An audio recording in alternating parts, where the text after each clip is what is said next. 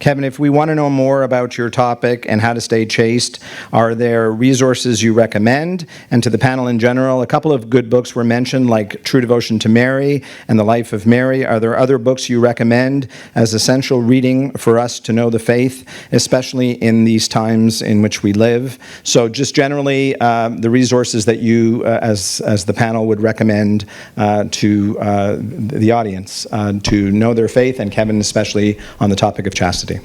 Yeah, Covenant Eyes is the best resource I'm aware of that is essentially an accountability partnership for those, especially when it comes to what you look at on your phone.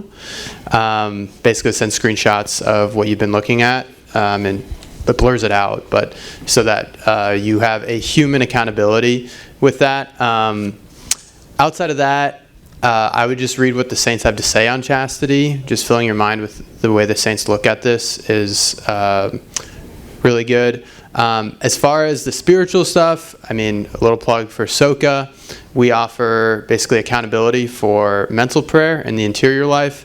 That's always something that really helps when it comes to chastity, is working on your spiritual life. And if you can't do that, at least find some friends that you can get accountability with for chastity and or your spiritual life. That's what I would recommend. The rest of the panel? Just go out here and you have everything. I think so. The ST again? The ST? No. There is more books than that. So I think what is important, if you allow me to say, is resources are infinite, almost so much, so many. Each one of us needs to refocus on that. Where is my problem? Where I am ignorant, where I am supposed to know much more. If somebody is going to prepare himself for marriage, he's absolutely bound to study these things deeply. All the traditional teaching of the Church on marriage, starting by Pius XI's encyclicals on marriage, Castico Nobi, and the education of children, the Illus Magistri, and also all these wonderful, many books concerning, which have been published in all the many of them. This is absolutely a duty of state. You don't prepare yourself for marriage, and and if you are young, you see, as John told us, the catechism.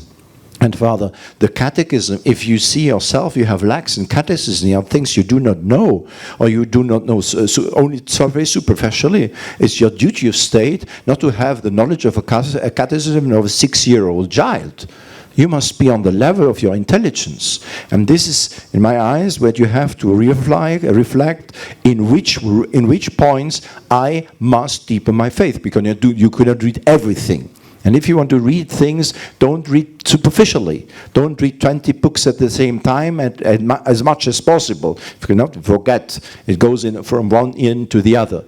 As everybody here said, it's always a question of meditation. We must read with mind, with intelligence, and then to try to apply this to your life and to reflect about what it means, that it remains not only in your head, and from your head it goes into your heart. And then it's a good spiritual reading.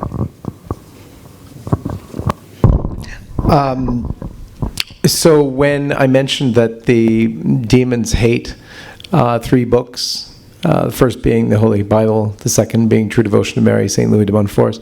The third actually was Imitation of Christ, so by Thomas à Kempis. So I would suggest that one as well.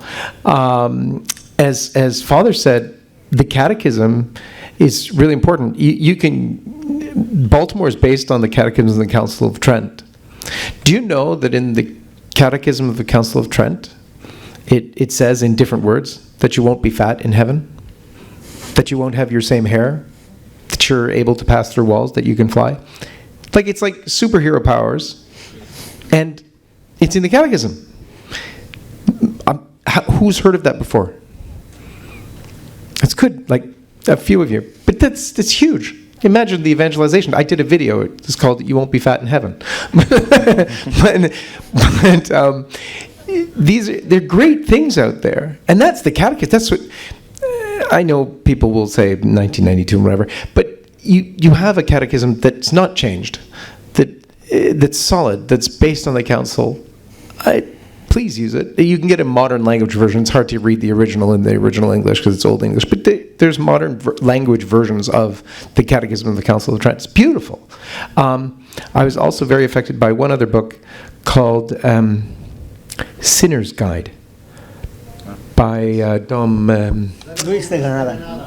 Yes, no, I can't even pronounce that properly, but it's great. It was perfect for me, Sinner's Guide. So anyway, those are the ones I'd recommend.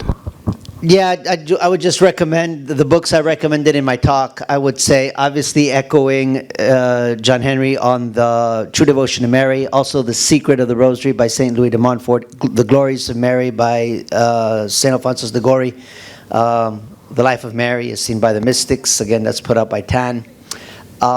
As far as catechisms, definitely I would recommend that you read the catechism like a number of the panelists have already said, because again, that's also going to help you in terms of growing in your faith. If every day you spend, let's say 5 minutes reading from the catechism and making an act of faith and affirming, this is my faith, this is the truth, this has been revealed by God and taught by the Catholic Church, there's nothing truer than this. Excellent to do that. I would recommend, there are any number of traditional catechisms, but I would recommend one that I think is easy because it's got also a lot of pictures. It's called My Catholic Faith. Do we know who's, I know originally, well, I don't know originally, I know Sarto House published it, but is it still published by Sarto House? Does anybody know? So. Well, it's called My Catholic Faith, and it might also, I don't know if it's subtitled like Pictorial Catechism or something, but it's got, every lesson has a really nice picture. So that's an added bonus. Helps you also, that can help you with your meditation, meditating on the picture that's illustrating the truth. And then now that I see right here, I would definitely also recommend to you, it's another really good book, Crucial Truths to Save Your Soul, book by Father Nicholas Gruner. This is another really good one.